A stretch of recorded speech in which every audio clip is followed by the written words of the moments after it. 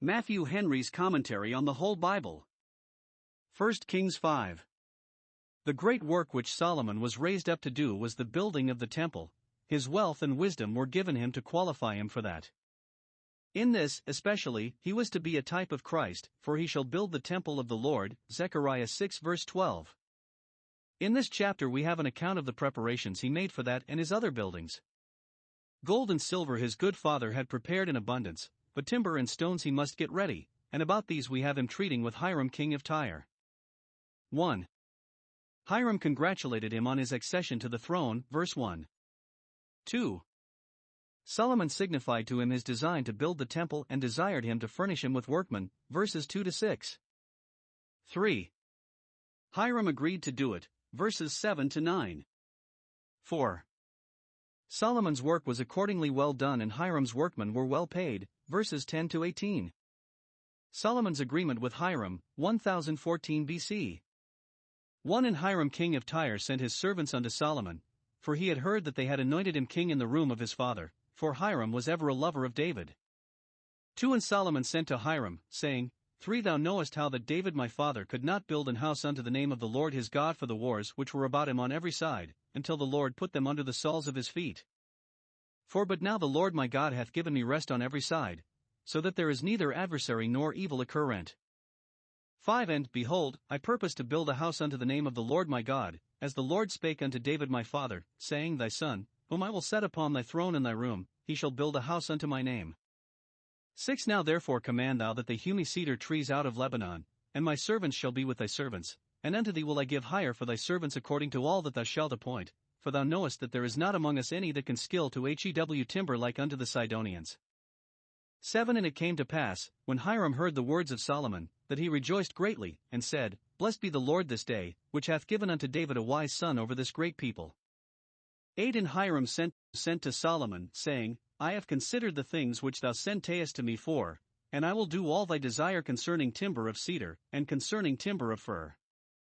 9. My servants shall bring them down from Lebanon unto the sea, and I will convey them by sea in floats unto the place that thou shalt appoint me, and will cause them to be discharged there, and thou shalt receive them, and thou shalt accomplish my desire, in giving food for my household. We have here an account of the amicable correspondence between Solomon and Hiram.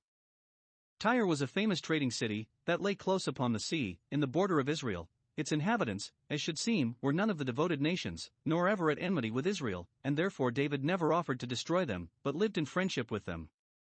It is here said of Hiram their king that he was ever a lover of David, and we have reason to think he was a worshipper of the true God, and had himself renounced, though he could not reform, the idolatry of his city. David's character will win the affections even of those that are without. Here is 1. Hiram's embassy of compliment to Solomon, verse 1. He sent, as is usual among princes, to condole with him on the death of David, and to renew his alliances with him upon his succession to the government. It is good keeping up friendship and communion with the families in which religion is uppermost. 2. Solomon's embassy of business to Hiram, sent, it is likely, by messengers of his own. In wealth, honor, and power, Hiram was very much inferior to Solomon, yet Solomon had occasion to be beholden to him, and begged his favor. Let us never look with disdain on those below us, because we know not how soon we may need them. Solomon in his letter to Hiram, acquaints him 1. With his design to build a temple to the honor of God. Some think that temples among the heathen took their first rise and copy from the tabernacle which Moses erected in the wilderness, and that there were none before that. However, there were many houses built in honor of the false gods before this was built in honor of the God of Israel, so little is external splendor a mark of the true church. Solomon tells Hiram, who was himself no stranger to the affair, 1. That David's wars were an obstruction to him, that he could not build this temple, though he designed it, verse 3. They took up much of his time and thoughts and cares, were a constant expense to him, and a constant employment of his subjects, so that he could not do it so well as it must be done, and therefore, it not being essential to religion, he must leave it to be done by his successor. See what need we have to pray that God will give peace in our time, because in time or war, the building of the gospel temple commonly goes on slowly. 2. That peace gave him an opportunity to build it, and therefore he resolved to set about it immediately. God has given me rest both at home and abroad, and there is no adversary, verse 4, no Satan, so the word is, no instrument of Satan to oppose it, or to divert us from it. Satan does all he can to hinder temple work, 1 Thessalonians 2 verse 18, Zechariah 3 verse 1, but when he is bound, Revelation 20 verse 2, we should be busy. When there is no evil occurrent, then let us be vigorous and zealous in that which is good, and get it forward. When the churches have rest, let them be edified, Acts 9 verse 31.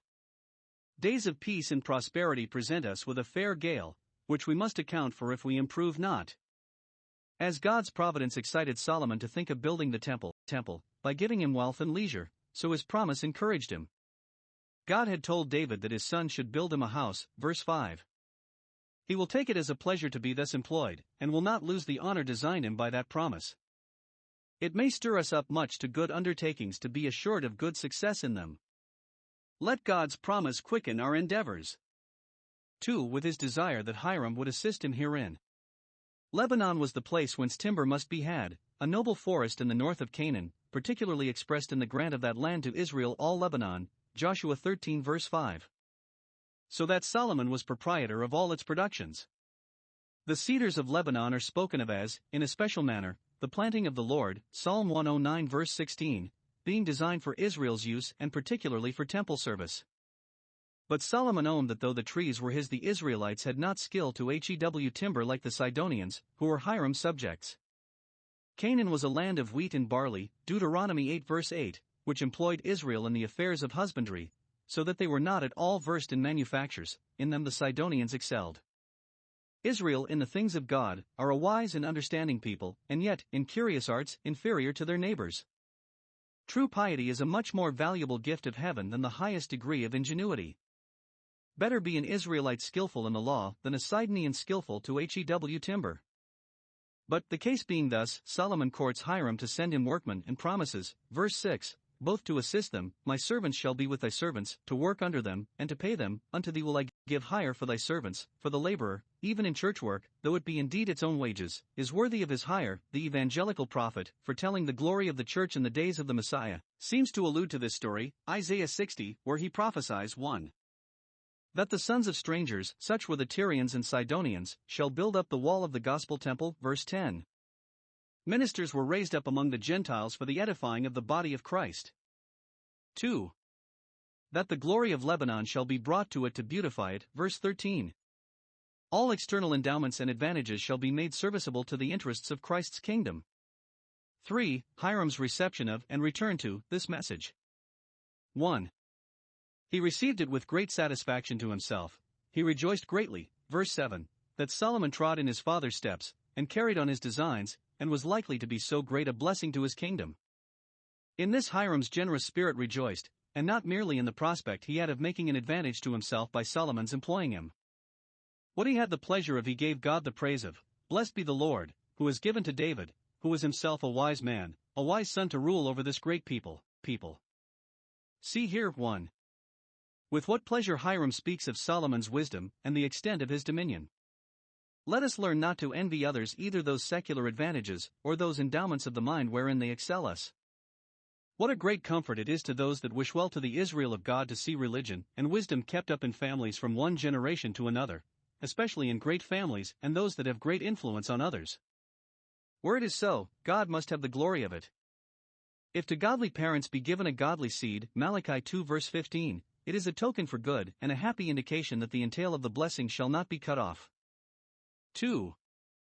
He answered it with great satisfaction to Solomon, granting him what he desired, and showing himself very forward to assist him in this great and good work to which he was laying his hand. We have here his articles of agreement with Solomon concerning this affair, in which we may observe Hiram's prudence. 1. He deliberated upon the proposal, before he returned an answer, verse 8. I have considered the things. It is common for those that make bargains rashly afterwards to wish them unmade again. The virtuous woman considers a field, and then buys it, Proverbs 31 verse 16. Those do not lose time who take time to consider. 2. He descended to particulars in the articles, that there might be no misunderstanding afterwards, to occasion a quarrel. Solomon had spoken of hewing the trees, verse 6, and Hiram agrees to what he desired concerning that, verse 8, but nothing had been said concerning carriage, and this matter therefore must be settled. Land carriage would be very troublesome and chargeable. He therefore undertakes to bring all the timber down from Lebanon by sea, a coasting voyage. Conveyance by water is a great convenience to trade, for which God is to have praise, who taught man that discretion. Observe what a definite bargain Hiram made. Solomon must appoint the place where the timber shall be delivered, and thither Hiram will undertake to bring it, and be responsible for its safety. As the Sidonians excelled the Israelites in timber work, so they did in sailing, for Tyre and Sidon were situate at the entry of the sea. Ezekiel 27 verse 3. They therefore were fittest to take care of the water carriage. Tractant Fabrilia Fabri. Every artist has his trade assigned. And 3. If Hiram undertake for the work, and do all Solomon's desire concerning the timber. Verse 8, he justly expects that Solomon shall undertake for the wages. Thou shalt accomplish my desire in giving food for my household. Verse 9, not only for the workmen, but for my own family. If Tyre supply Israel with craftsmen, Israel will supply Tyre with corn. Ezekiel 27 verse 17. Thus, by the wise disposal of providence, one country has need of another, and is benefited by another, that there may be mutual correspondence and dependence, to the glory of God our common parent. 10. So Hiram gave Solomon cedar trees and fir trees according to all his desire. 11. And Solomon gave Hiram 20,000 measures of wheat for food to his household, and 20 measures of pure oil. Thus gave Solomon to Hiram year by year. 12. And the Lord gave Solomon wisdom, as he promised him, and there was peace between Hiram and Solomon, and they two made a league together. 13. And King Solomon raised a levy out of all Israel, and the levy was 30,000 men. 14. And he sent them to Lebanon, 10,000 a month by courses. A month they were in Lebanon, and 2 months at home, and Adoniram was over the levy. 15. And Solomon had 70,010 that bare burdens, and 80,000 hewers in the mountains.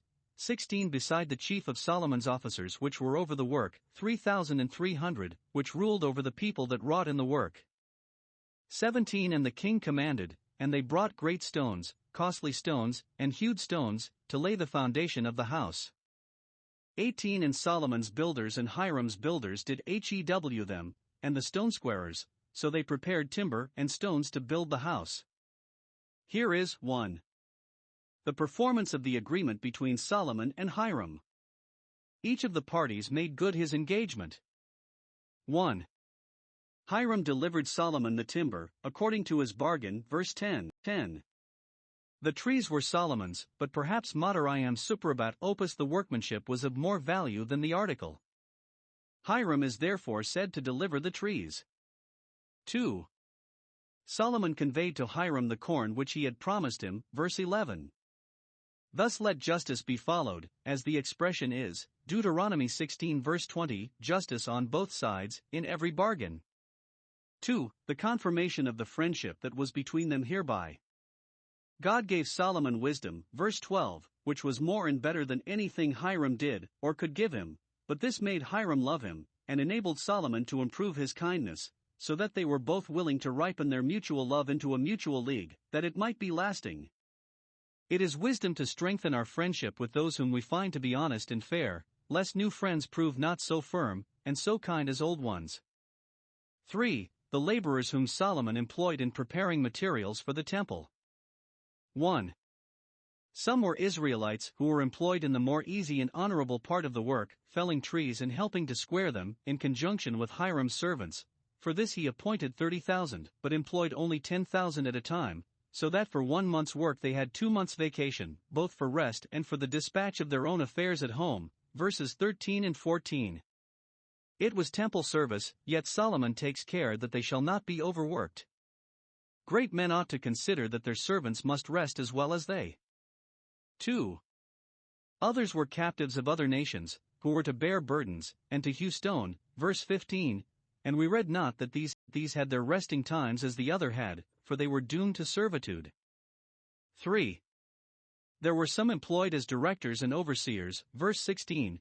3,300 that ruled over the people, and they were as necessary and useful in their place as the laborers in theirs. Here were many hands and many eyes employed, for preparation was now to be made, not only for the temple, but for all the rest of Solomon's buildings, at Jerusalem, and here in the forest of Lebanon, and in other places of his dominion, of which see chapter 9 verses 17 to 19. He speaks of the vastness of his undertakings, Ecclesiastes 2 verse 4, I made me great works, which required this vast number of workmen. For, the laying of the foundation of the temple, for that is the building his heart is chiefly upon, and therefore he begins with that, verses 17 and 18. It should seem, Solomon was himself present, and president, at the founding of the temple, and that the first stone, as has been usual in famous buildings, was laid with some solemnity. Solomon commanded, and they brought costly stones for the foundation. He would do everything like himself, generously, and therefore would have some of the costliest stones laid, or buried rather, in the foundation, though, being out of sight, worse might have served.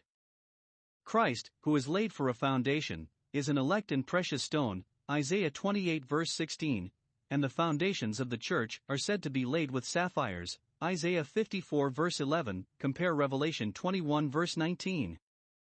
That sincerity which is our gospel perfection obliges us to lay our foundation firm, and to bestow most pains on that part of our religion which lies out of the sight of men.